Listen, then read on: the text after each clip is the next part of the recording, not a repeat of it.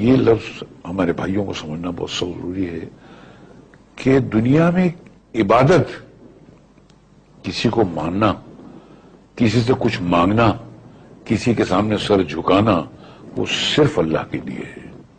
ये अल्लाह ने अपने लिए मखसूस कर दिया है। तो आप कोई ऐसा काम मत कीजिए इबादत का जो कि सिर्फ अल्लाह के लिए मखसूस है। अगर आपने कोई ऐसा काम किया जो इबादत में आप अल्लाह के लिए करते हैं तो आप उसके साथ किसी को शरीक करते हैं और इसी को शिर्क कहते हैं। तो कभी मत कीजिएगा सर, कोई कितना भी बड़ा हो कि अल्लाह के सिवा कोई किसी से कुछ मांग ही नहीं सकता है, किसी की इबादत कर ही नहीं सकता है। कि दुनिया में इस पूरे आपकी जिंदगी में कोई इबादत के लायक है ही नहीं। कोई बादशाह हो, कोई भी कैसा भी हो, पैगंबर हो, रसूल हो, कुछ भी हो, वो इबादत के लायक है ही नहीं, सिर्फ अल्लाह। ये मखसूस है अल्लाह के लिए। और अगर किसी ने भूल से किसी से मांग लिया, किसी के दर बारगाह में जाकर कुछ मांग लिया, तो उसने उस काम में, इबादत के डिपार्टमेंट में उसको अल्लाह का शरीक कर दिया सर, तो फिर अल्लाह नहीं बख्शेगा सर। कि भगवान को आप बनाए? जी हाँ, अपने इन हाथों से। आप भगवान को बनाया कि भगवान आपको? भैया, भगवान ने हम सबको बनाया है, हमने तो सिर्फ इनकी मूर्तियां बनाई है। काहे बनावा तो उसकी मूर्त? ताकि हम इनकी पूजा कर सके, अपने सुख दुख की बातें कर सके। तेरे भीतर ट्रांसमीटर फिट है का? भगवान तक बात पहुंचत कैसे है? हा? अरे भगवान को किसी ट्रांसमीटर की जरूरत नहीं पड़ती, वो डायरेक्टली सुन लेता है। डायरेक्टली सुनत है तो फिर ये मूर्त की क्या जरूरत है? अरे क्या करूं इसका यार, धंधा बंद करवाएगा क्या? कि ऊपर वाले के साथ आपका जो कनेक्शन है वो डायरेक्ट है।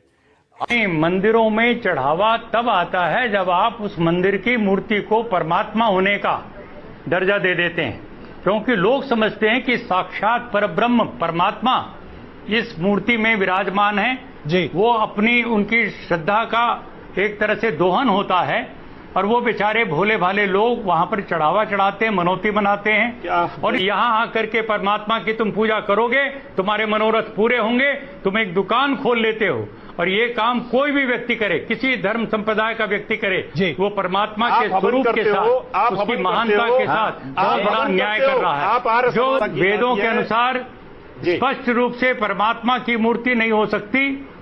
यजुर्वेद का मैं मंत्र कोट कर रहा हूँ, आप मुझे इसका अर्थ बताइए, गलत है क्या? उस स्वरूप की न तस्य प्रतिमा अस्ति यस्य नाम महद्यश। यजुर्वेद कह रहा है की बात आप उस महान परमात्मा की कोई मूर्ति नहीं। मैं आपका क्षमा चाहूंगा। क्या आज आपको लगता है, चाहे आप राम की बात करें, कृष्ण की बात करें या साईं बाबा की बात करें, इनमें से किसी की भी पूजा नहीं होनी चाहिए? परमात्मा की प्रतिमा बता करके वो साईं की मूर्ति की करें तो बहुत ही गंदा, गलत है। और राम और कृष्ण की भी करें तो ये राम और कृष्ण के साथ भी अन्याय है। राम और कृष्ण ईश्वर भक्त थे जी, उन्होंने कभी दावा नहीं किया कि मैं ईश्वर हूं और मेरी पूजा की जाए, ऐसी कोई बात नहीं है जी। मैं कहना चाहता हूं स्वामी जी, हमारे देश में मूर्ति पूजा नहीं थी। बिल्कुल स्वामी जी।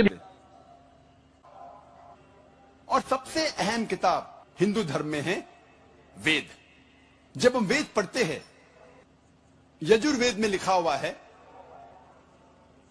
पाठ नंबर 32 मंत्र नंबर 3 में, न तस्य प्रतिमा अस्ति, उस भगवान, उस खुदा की कोई भी प्रतिमा नहीं है, कोई भी बुत नहीं है, कोई भी स्टैच्यू नहीं है, स्कल्पचर नहीं है, फोटोग्राफ नहीं है, पेंटिंग नहीं है।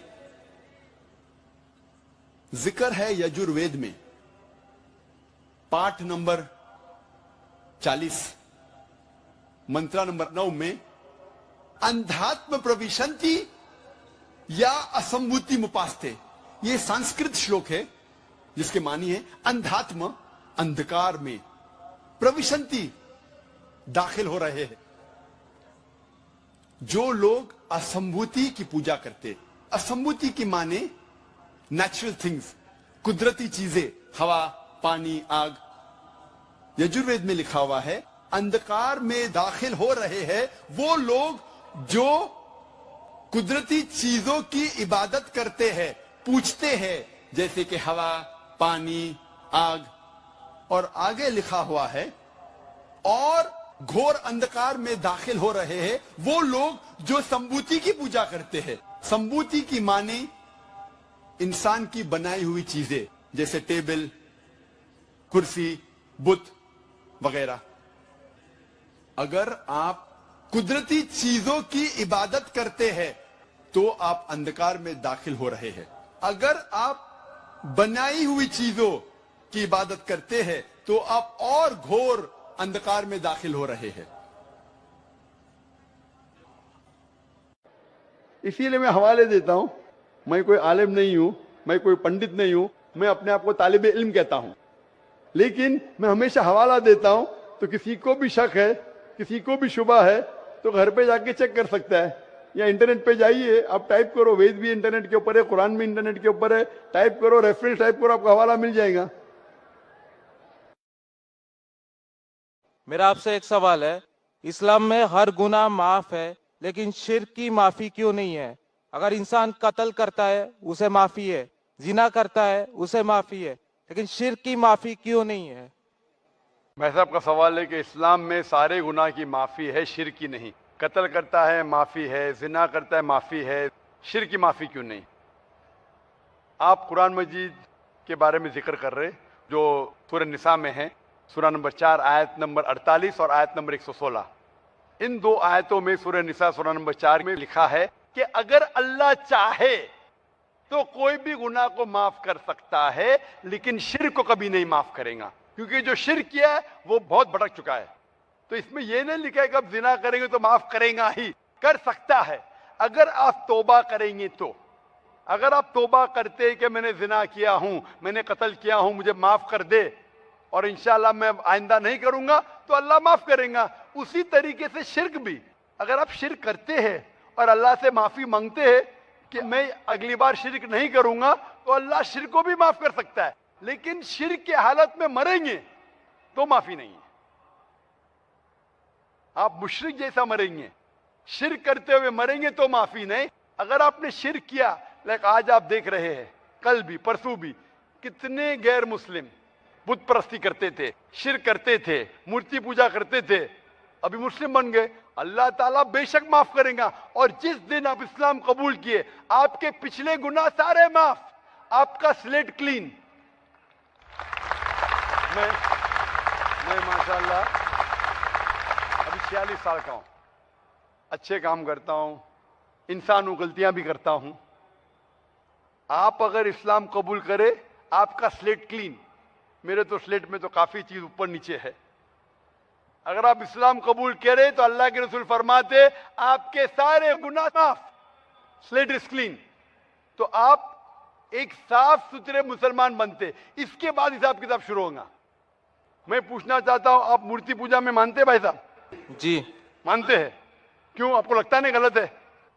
आप क्या हिंदू है? जी।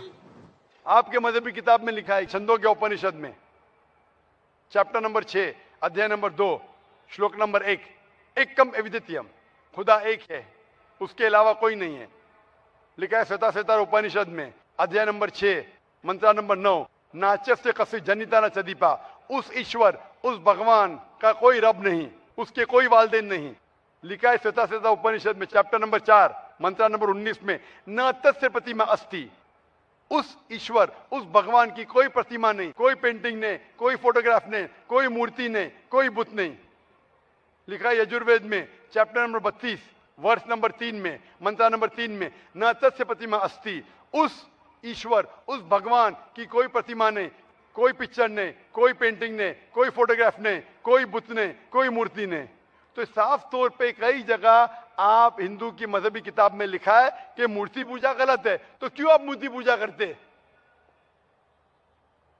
भाई साहब जी, इस बारे में मुझे सही तालीम नहीं है, मुझे थोड़ा वक्त चाहिए। मैं इतने हवाले दे रहा हूं कि आपको लगता है कि मैं फेंकते जा रहा हूं, हवाले के हवाले दे रहा हूं, आप नोट कीजिए जी। आप लाइब्रेरी में जाइए, आपको वेद नहीं मिलता है तो हमारी लाइब्रेरी में जाओ, इस्लामिक रिसर्च फाउंडेशन। हमारे इस्लामिक रिसर्च फाउंडेशन में आपको वेद का तर्जुमा मिलेगा, महाभारत का तर्जुमा मिलेगा, भगवत गीता के कम से कम 30 तर्जुमे मिलेंगे, बाइबल मिलेगा, बाइबल का तर्जुमा मिलेगा, कुरान का तर्जुमा मिलेगा, हदीस का तर्जुमा मिलेगा। मैं नहीं जानता हूं कहीं भी हिंदुस्तान में इतने मजहबी किताब का तर्जुमा मौजूद है। इस्लामिक रिसर्च फाउंडेशन में फ्री लाइब्रेरी, एयर कंडीशन में बैठो, फ्री पढ़ो।